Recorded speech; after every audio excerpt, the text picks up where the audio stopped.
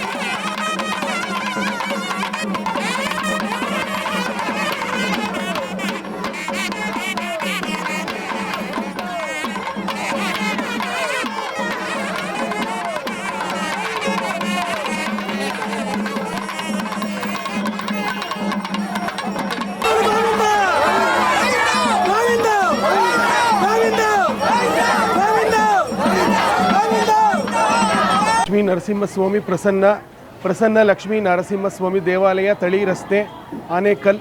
ಪ್ರತಿ ವರ್ಷದಂತೆ ಈ ವರ್ಷ ಸಹ 24ನೇ ವರ್ಷದ ಕಾಮನ ಹುಣ್ಣಿಮೆ ಬ್ರಹ್ಮರಥೋತ್ಸವ ಪ್ರಯುಕ್ತ ಇವತ್ತು ಜಾತ್ರೆ ಆಗಿದೆ. ಸ್ವಾಮಿಯವರಿಗೆ ನಮ್ಮ ತಿಮ್ಮರಾಜು ಅವರು ಆಲ್ದೇನಹಳ್ಳಿಯವರು ಅವರು ಪ್ರತಿ ವರ್ಷ ನಮ್ಮ ದೇವರಿಗೆ ಮತ್ತು ದೇವಾಲಯಕ್ಕೆ ಪುಷ್ಪಾಲಂಕಾರ ಸೇವೆ, ನಮ್ಮ ಮುತ್ತು ನಾರಾಯಣಪ್ಪ ಅವರು ಹೋಮದ ಸೇವೆಯನ್ನು ನಡೆಸ್ಕೊಂಡ್ಬರ್ತಾ ಇದ್ದಾರೆ.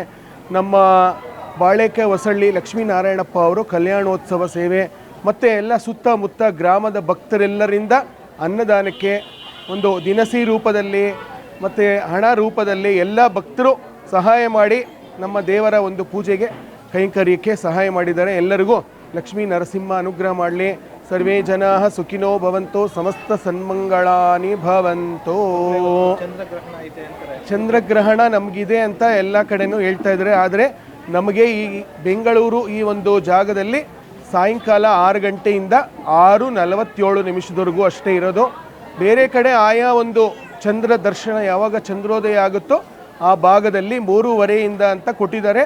3:15 ದೇವಾಲಯ ಮುಚ್ಚಬೇಕು ಅಂತ.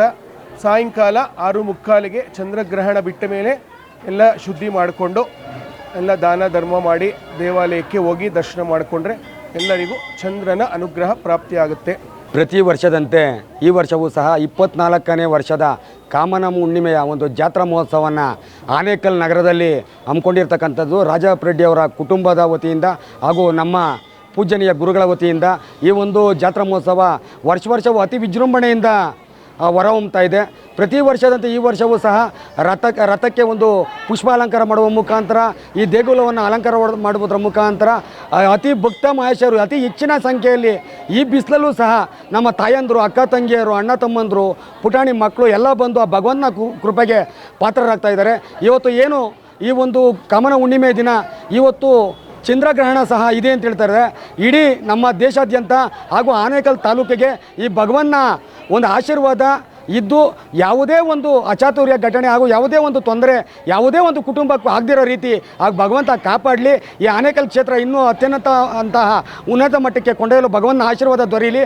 ಉನ್ನತವಾದಂತಹ ಮಳೆ ಬೆಳೆ ನಮ್ಮ ತಾಲೂಕಲ್ಲಿ ಆಗುವುದರ ಮುಖಾಂತರ ಸುಭಿಕ್ಷವಾದಂಥ ವಾತಾವರಣ ಭಗವಂತ ಕಲ್ಪಿಸಲಿ ಅಂತ ಹೇಳ್ತಾ, ಈ ಒಂದು ಜಾತ್ರಾ ಮಹೋತ್ಸವಕ್ಕೆ ಆಗಮಿಸಿದ ಎಲ್ಲ ಕುಟುಂಬಗಳಿಗೂ ಭಗವಂತ ಸದ್ಭಕ್ತಿ ಹಾಗೂ ಅವರಿಗೆ ಅಷ್ಟೈಶ್ವರ್ಯ ಎಲ್ಲ ನೀಡುವ ಮುಖಾಂತರ ಅವರ ಕಷ್ಟ ಕಾರ್ಪಣ್ಯಗಳೆಲ್ಲ ನೀಗಿಸುವಂಥ ಒಂದು ಕೆಲಸವನ್ನು ಭಗವಂತ ಮಾಡಲಿ ಅಂತ ಇಲ್ಲಿ ಈ ಜಾತ್ರೆಗೆ ಬಂದಂತಹ ಎಲ್ಲ ಭಕ್ತ ಮಹೇಶರಿಗೂ ನನ್ನ ವೈಯಕ್ತಿಕವಾಗಿ ಹಾಗೂ ಆನೇಕಲ್ ತಾಲೂಕಿನ ಪರವಾಗಿ ಹೃತ್ಪೂರ್ವಕವಾದಂಥ ಅಭಿನಂದನೆ ತಿಳಿಸ್ತೇನೆ.